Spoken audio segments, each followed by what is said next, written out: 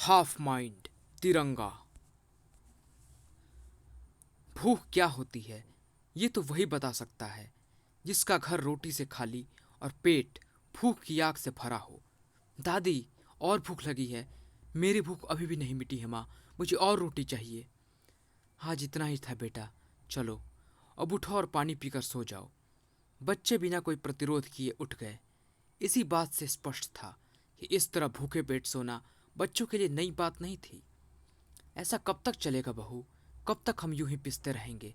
कब तक बच्चे यूं ही भूखे पेट सोते रहेंगे?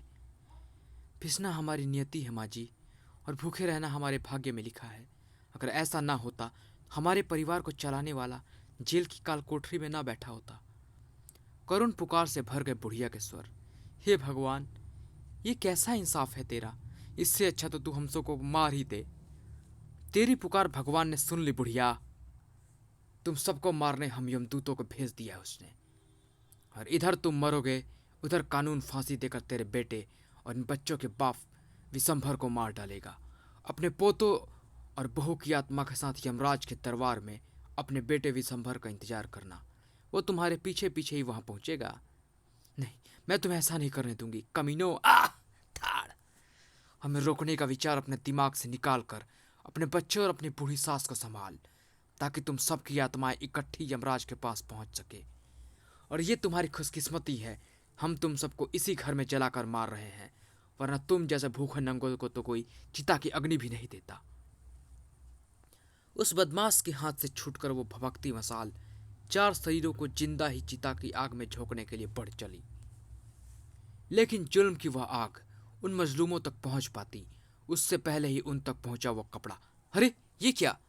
ये तो कोई कपड़े का टुकड़ा है। सही कहा, यह कपड़े का टुकड़ा ही है, लेकिन संतरी और हरे रंग के कपड़े का यह टुकड़ा उस तिरंगे का एक हिस्सा है जो लहराता है तो मजलूम चल नहीं सकता, धड़ाक, और जालिम बच नहीं सकता। आज हम बचकर भी जाएंगे और इनके साथ साथ तेरी चिता भी यहीं जलाकर जाएंगे। बेवकूफ है तू कि तुझे यह नहीं पता कि कई बार करिश्मा कुछ ऐसा भी हो जाता है, आग से खेलने वाला ही खुद आग में जल जाता है। धड़ाक। तीनों गुंडों को धराशायी करके तिरंगा जैसे ही पलटा, उसे सामने दी वह करुणा भरी आंखें। तू जुग जुग जिए मेरे बच्चे, तूने हम गरीबों को सही समय पर आकर बचा लिया। मजलूमों को बचाना और उन्हें इंसाफ दिलाना तिरंगा का फर्ज है माँ जी। काठिया भाई के गुंडों से हमें बचाकर तुमने तो अपना इंसाफ कर दिया तिरंगा भैया, लेकिन कानून भी हमारे साथ इंसाफ करेगा, हमें इसकी उम्मीद नहीं। काठिया भाई, ये तो वही मुंबई का कुख्यात माफिया बॉस है ना, जो आजकल जिसकी दिल्ली में होने की खबर है? क्या ये उसी के गुंडे हैं? हाँ, ये उसी काठिया भाई के गुंडे हैं, और ये मुझे, मेरे बच्चों और सास को इसलिए मारना चाहते थे ताकि मैं अपने उस बेगुनाह पति को बचाने के लिए कुछ ना कर सकूं, जिसे काठिया ने कत्ल के झूठे इल्जाम में फंसाया हुआ है। अरे इन्हें क्या मालूम कि मैं चाह कर भी अपनी पति को नहीं बचा सकती, क्योंकि जो औरत अपने भूखे बच्चों और बूढ़ी सास का पेट नहीं पाल सकती, वो अपने पति को बचाने के लिए ऐसा वकील कहाँ से करेगी जो उसके पति को अदालत में बेगुनाह साबित कर दे? अगर तुम्हारा पति सचमुच बेगुनाह है तो उसे अदालत में मैं बेगुनाह साबित करूंगा। प्रसिद्ध वकील सत्यप्रकाश जी, आप यहाँ? यस तिरंगा, आजकल दिल्ली हाईकोर्ट में इनके पति के केस की काफ़ी चर्चा है।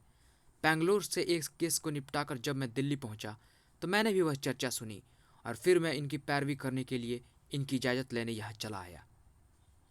एक दिन के हजारों रुपए लेने वाला वकील, हिंदुस्तान का सबसे बड़ा वकील सत्यप्रकाश वर्मा हमारी पैरवी करेगा? तुमको भी यहाँ देखकर मुझे बहुत खुशी हुई। माफ़ करना वकील साहब, हम अब आगे आपकी सेवाएं नहीं ले पाएंगे, क्योंकि हम सब बिक भी जाएं तब भी आपकी एक पैसे की फीस भी नहीं दे पाएंगे। मुस्कान खेल गई भारत के उस सबसे वकील के अधरों पर। मैं केस फीस के लिए नहीं, बल्कि इसलिए लड़ता हूं ताकि सच्चाई से लोगों का विश्वास न उठ जाए। लोग ये ना कहें कि कानून पैसे वालों का गुलाम है। वाह सत्यप्रकाश जी वाह, आपने दिखा दिया कि आप जैसे लोगों के रूप में अभी भी खुदा के फरिश्ते धरती पर मौजूद हैं। मुझे पूरा विश्वास है कि कल आप अदालत का रुख बदल देंगे। अगले दिन अदालत का रुख बदला हुआ था। माय लॉर्ड, खून करने जैसा जघन्य अपराध इंसान या तो तब करता है जब उसके पास बहुत बड़ा उद्देश्य हो, या तब करता है जब खून करना उसका शौक हो। लेकिन मुजरिमों के कटघरों में खड़े विशंभर नामक इस आदमी के पास अपने एम्प्लॉय ने कल्लन कालिया का खून करने का ना कोई उद्देश्य था और न ही खून बहाना इसका शौक। लेकिन काठिया भाई नामक इस सातिर आदमी के पास कल्लन कालिया की हत्या का उद्देश्य भी था और खून बहाना इसका शौक भी है। कल्लन कालिया इसका सहयोगी था और वह उसे अपने रास्ते से हटाना चाहता था, इसीलिए इसने उसकी हत्या करके उसके इल्जाम में गरीब विशंभर को फंसा दिया। मिलॉर्ड, लगता है मेरे काबिल वकील कल्पना के घोड़े पर सवार हैं। तभी वे भूल गए हैं कि जिस खंजर से कत्ल हुआ उस पर विशंभर के उंगलियों के निशान पाए गए। मैं मानता हूं कि विशंभर की उंगलियों के निशान खंजर पर पाए गए, लेकिन उन निशानों का खंजर पर होने का मतलब यह नहीं कि मेरा मुवक्किल हत्यारा है। उंगलियों के निशान दूसरे तरीके से भी खंजर पर लिए जा सकते हैं। मैं अभी आपको दिखाता हूं कैसे। कहते हुए सत्यप्रकाश ने मेज पर रखी एक किताब उठा ली और उसे अप्रतिष्ठित तरीके से दूसरे वकील की तरफ उछाल दिया। दूसरे वकील ने अगर फुर्ती से उसे लपक ना लिया होता तो उसकी नाक टूट गई होती। गुस्से से बिफर पड़ा वो। ये क्या बदतमीजी है। सॉरी मिस्टर लालवानी, मैं अपनी किताब वापस लेता हूं। मुस्कुराते हुए सत्यप्रकाश ने किताब वापस ली और उसे अपने हाथ में थामकर हवा में लहराया।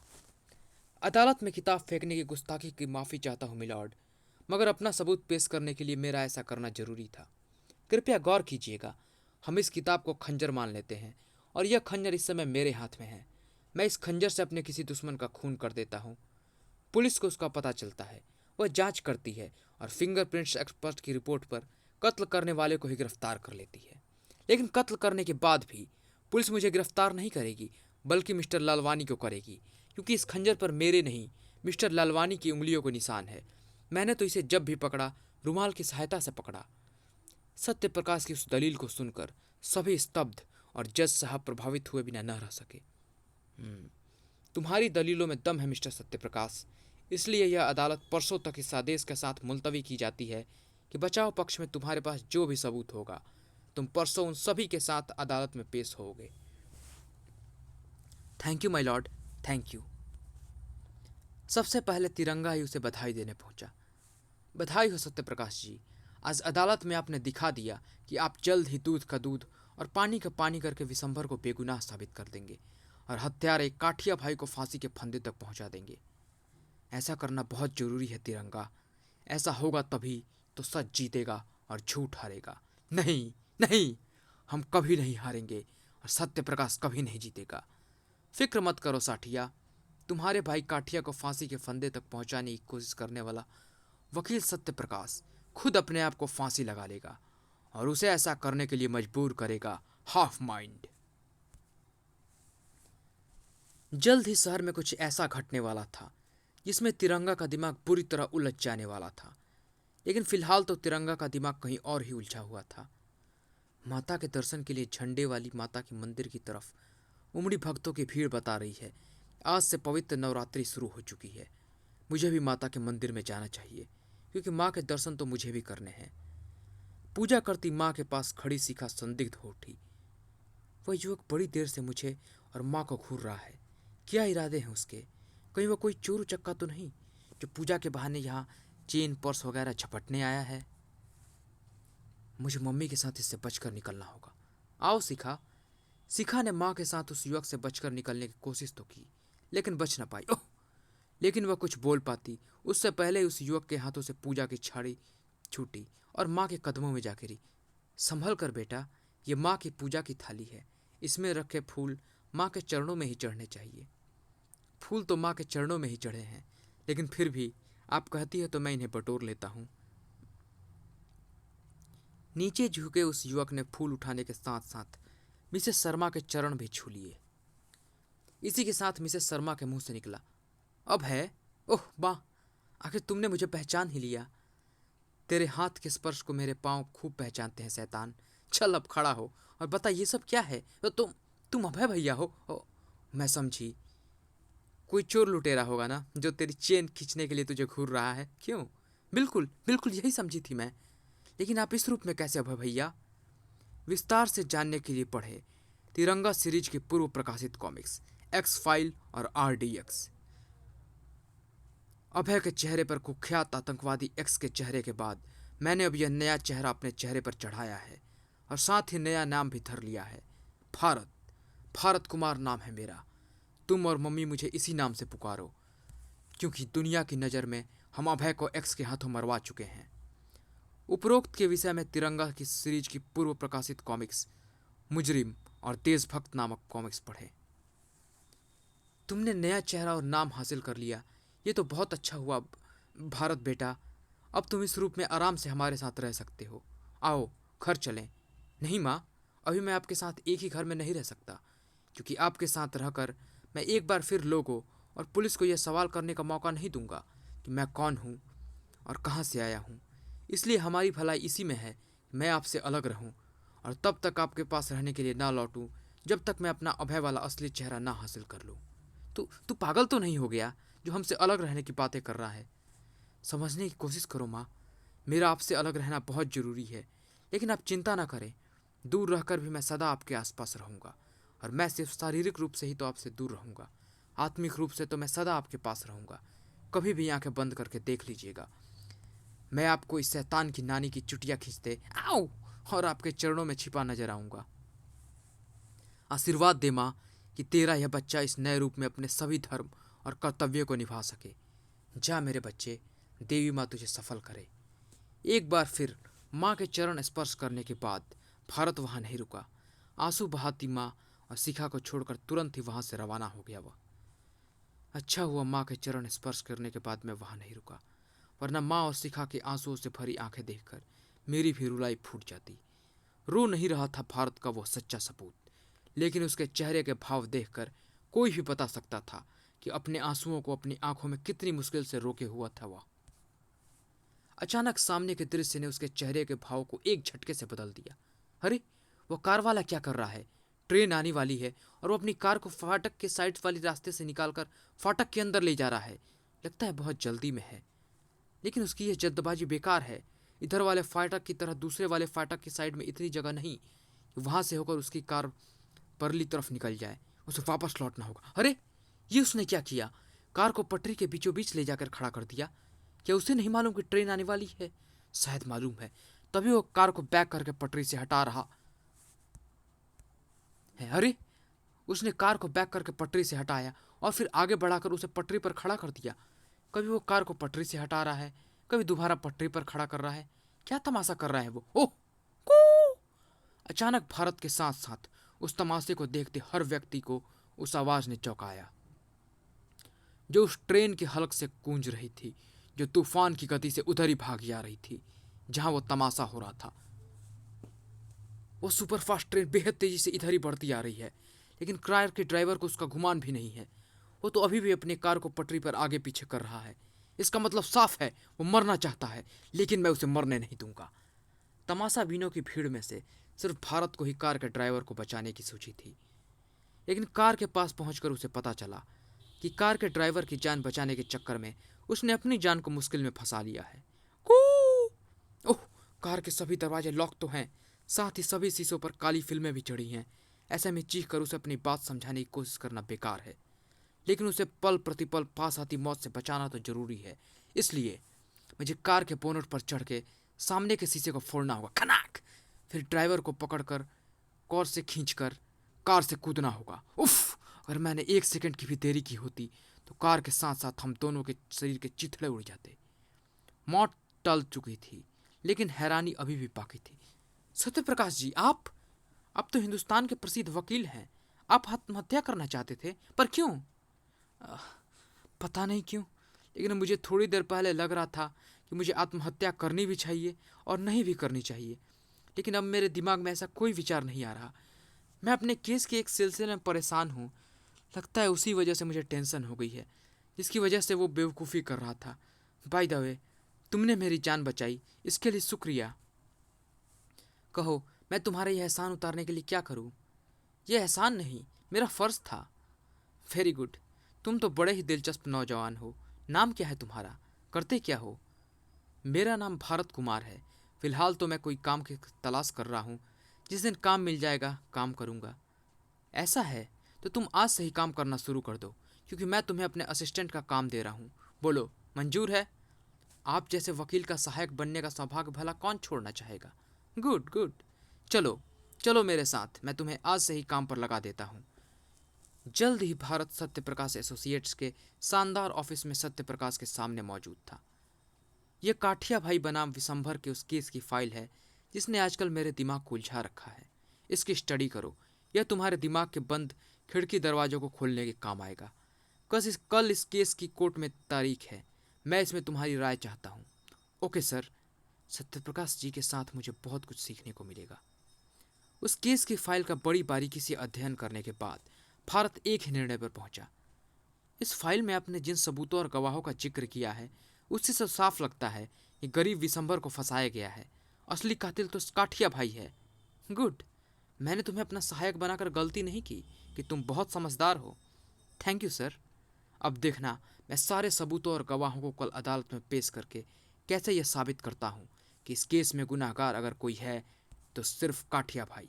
काठिया भाई, मुंबई से दिल्ली आया काठिया भाई नाम का यह शख्स बहुत बड़ा गैंगस्टर है। इसके दुबई में बैठे माफिया सरगनाओं से संबंध है। दिल्ली और मुंबई के कई आपराधिक संस्थानों को यह पनाह देता है। शहर के सभी गुंडे बदमाश इसके इशारों पर नाचते हैं और इसने अपने सहयोगी कल्लन कालिया का बेरहमी से कत्ल करके उसके बेगुनाह करीब ड्राइवर को उसके कत्ल के इल्जाम में फंसा दिया। ये सारे बातें बेबुनियाद और गलत है। शहर का बच्चा बच्चा जानता है कि काठिया भाई एक सीधा साधा शहरी है और काठिया भाई के सच्चा शहरी होने के सबूत दिल्ली और मुंबई में किए गए इनके धार्मिक और सामाजिक कार्य हैं। काठिया भाई एक संत आदमी है और हत्या जैसा जघन्य अपराध काठिया भाई जैसा संत नहीं, विशंभर जैसा शैतान करते हैं। इसीलिए मेरी अदालत से दरखास्त है कि विशंभर को सख्त से सख्त सजा दी जाए। सत्य प्रकाश की उन दलीलों ने सिर्फ भारत को ही नहीं, अदालत में मौजूद हर शख्स को स्तब्ध कर दिया। और उस समय तो सभी की मानो सांसें ही अटक गई जब जज ने अपना फैसला सुनाया। विशंभर वल्द शंभू को यह अदालत अपने मालिक कल्लन कालिया की हत्या का दोषी करार देते हुए फांसी की सजा सुनाती है। नहीं, यह विशंभर की पत्नी की चीख थी जो हिस्टीरिया के मरीज की तरह दहाड़ती सत्यप्रकाश के पास पहुंची थी। तू सत्य का प्रकाश नहीं सत्यप्रकाश, झूठ की कालिक है। तूने धोखे से मेरे पति को फांसी के तख्ते पर पहुंचा दिया। तूने ऐसा क्यों किया? बोल, तूने ऐसा क्यों किया? विशंभर की पत्नी जिस सवाल के लिए सत्यप्रकाश का झंझोर रही थी उसका जवाब यहाँ था, हाफ माइंड के पास। वाह हाफ माइंड साहब वाह, आपने हमसे 1 करोड़ रुपया तो लिया लेकिन उसकी एवज में वह कर दिखाया जो असंभव था। जिस समय मैंने सुना कि सत्यप्रकाश ट्रेन से टकराने से बच गया तो मैं समझा कि बाजी हमारे हाथ से निकल गई, लेकिन आपने न जाने उस पर फिर कौन सा जादू किया कि सत्यप्रकाश जैसा ईमानदार और देशभक्त वकील भी मुझ जैसे शैतान को संत कह बैठा। हाफ माइंड जो करता है उसके सामने जादू बहुत ही छोटी चीज़ है, क्योंकि जादू से तो एक बार बचा जा सकता है लेकिन हाफ माइंड की पावर से नहीं बचा जा सकता। अपने उस पावर के बारे में हमें भी बताइए, वो है क्या और कैसे काम करती है? जवाब में धूर्तापूर्ण मुस्कान खेल गई हाफ माइंड के होठों पर। ये एक रहस्य है काठिया, और इस रहस्य को कोई नहीं जान सकता, क्योंकि इसे जिसने जाना उसने खुद अपने आप को इस दुनिया से उठा लिया। हाफ माइंड की सर्फ से फुफकार ने काठिया और साठिया को उन प्रश्नों को छिड़कने के लिए विवश कर दिया, लेकिन भारत के मस्तिष्क में अभी भी बहुत से सवाल नस्तर की तरह घुसे हुए थे। मैंने विशंभर और काठिया के केस की फाइल स्टडी की थी। उसमें हर पहलू, हर सबूत काठिया के विरुद्ध था। तो फिर सत्यप्रकाश जी एकाएक उसके पक्ष में कैसे हो गए? क्या वे बिक गए हैं? नहीं, ऐसा नहीं हो सकता। कारण कोई और है, लेकिन उस कारण को तलाशने से पहले मुझे इस केस की फाइल और सारे सबूतों के बारे में सत्यप्रकाश जी से पूछना चाहिए। भारत के उस प्रश्नों का जवाब विस्फोट कर देने वाला था। मैंने केस के सारे सबूत नष्ट कर दिए। ओह नहीं, ऐसा आपने क्यों किया सर? मुझे नहीं मालूम, नष्ट करूं या ना करूं, इस पोसेपस में मैंने उन्हें नष्ट कर दिया। अब मुझे तंग मत करो, अब तुम्हारी छुट्टी है, अब जाओ अपने घर। Okay sir. भारत बाहर जाने के लिए दरवाजे की तरफ बढ़ा तो सत्यप्रकाश ने उसे रोका। 1 मिनट रुको भारत, जरा मुझे बताते जाओ, मैं इस चाकू को अपने हाथ में पकड़े रहूं या अपने सीने में मार लूं? ओह नहीं। स्थिति की गंभीरता को तुरंत समझकर अगर भारत ने वह छलांग लगाकर सत्यप्रकाश की कलाई ना थाम ली होती तो सत्यप्रकाश ने चाकू को अपने सीने में मार ही लिया होता। चाकू फेंकिए सर। ओह, आपकी तबीयत ठीक नहीं है सर, मैं अभी अपने बेटे को बुलाता हूँ ताकि वो आपको घर ले जाए। भारत ने तुरंत ही सत्यप्रकाश के घर फोन करके उनके बेटे हरीश को बुला लिया। थैंक यू भारत, तुमने पापा की जान बचाई है। वेलकम हरीश, प्लीज़ सर का ख्याल रखना। सत्यप्रकाश को उनके बेटे हरीश के साथ घर भेजकर भारत ने लिया वह निर्णय। सत्यप्रकाश जी जैसा बुद्धिमान और जीनियस आदमी ऐसी हरकतें क्यों कर रहा है? मुझे इसका पता लगाना होगा और साथ ही पता लगाना होगा नष्ट हो चुके उन सबूतों का, जो गरीब विशंभर वाले केस में एक नया मोड़ लाकर यह साबित कर सके कि वह बेगुनाह है। और ऐसा मैं करूंगा तिरंगा बनकर। मेरे लिए यह अच्छा है। मैंने भारत के रूप में सत्यप्रकाश जी के यहाँ उस केस की फाइल को बड़ी बारीकी से पढ़ा है। इसीलिए मैं उस केस के दिमाग में रहकर किसी ऐसे सूत्र को पकड़ सकता हूँ कि मैं बिना समय गंवाए जल्द से जल्द केस की तह में पहुँच सकूँ। अपने मतलब के सूत्र को पकड़ने में तिरंगा को ज़्यादा देर नहीं लगी। केस की फाइल के अनुसार कल्लन कालिया की हत्या एक ऐसे खंजर से की गई है जिसे पुराने शिकारी शिकार करने में इस्तेमाल किया करते थे। वह एक नक्काशीदार फैंसी खंजर था जिसकी कीमत कम से कम 10,000 रुपये आकी गई है। इतना कीमती खंजर खरीदना गरीब विशंभर के वश की बात नहीं है। इसीलिए अगर मैं उस खंजर के असली खरीदार को ढूंढ लूँ तो मेरी बहुत बड़ी मुश्किल हल हो सकती है। और ऐसा करना ज़्यादा मुश्किल काम नहीं होगा क्योंकि इस शहर में इतना महंगा शिकारी खंजर बेचने वाली कुछ ही दुकानें होंगी।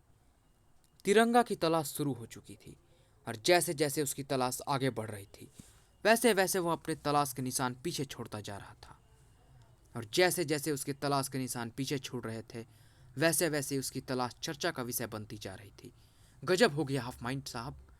मेरे आदमियों ने खबर दी है तिरंगा उस नक्काशीदार खंजर के मालिक की तलाश में शहर भर की खाक छान रहा है जिसे मैंने शक्तिनगर की एक दुकान से खरीदा था। बहुत जल्दी वो शॉप पर पहुंच जाएगा और फिर मुझ तक पहुंच जाएगा। और ऐसा हो गया तो बहुत बड़ी गड़बड़ हो जाएगी। चिंता मत करो, हाफ माइंड के रहते तुम्हारा कोई कुछ नहीं बिगाड़ पाएगा। तिरंगा: जी हाँ, यह खंजर हमारी दुकान से ही बिका है। क्या आप इसे बता सकते हैं कि आपने इसे कब और किसे बेचा था? मेरे पास इसका डुप्लीकेट बिल पड़ा हुआ है, मैं वो आपको दे देता हूँ। उस पर सब कुछ लिखा है। बिल हाथ में आते ही तिरंगा की आंखें चमक उठी। इस बिल के रूप में मेरे हाथ विशंभर को बेगुनाह साबित करने का एक बहुत बड़ा सबूत लग गया क्योंकि यह बिल काठिया भाई के नाम से ही कटा हुआ है। इस बिल के बल पर अब तो कोई बच्चा भी अदालत में यह साबित कर सकता है कि कल्लन कालिया का कातिल विशंभर नहीं, काठिया भाई ही है। उस बिल के रूप में काठिया भाई के खिलाफ एक बहुत बड़ा सबूत लेकर दुकान से बाहर निकलता तिरंगा अचानक ठिठक गया। उसने एक बार फिर अपने हाथ में थमे उस बिल को देखा। इस बिल को फाड़ूं या नहीं फाड़ूं? अब तिरंगा की आंखों के भाव बदले हुए थे। इस समय उसकी आंखों में ठीक वैसे ही भाव थे जैसे कसाई की आंखों में उस समय होते हैं जब वो बकरे को हलाल करने जा रहा होता है। और तिरंगा की आंखों में ये भाव होते भी क्यों ना, वो अपने हाथ में थमे एक बेगुनाह को बेगुनाह साबित करने वाले सबूत को हलाल जो कर रहा था। चर बिल को पुर्जा पुर्जा करते तिरंगा की हालत बता रही थी कि उसका दिमाग उसके वश में नहीं था। तिरंगा का मस्तिष्क तिरंगा के वश में नहीं था तो किसके वश में था? जानने के लिए पढ़ें दिमाग खराब।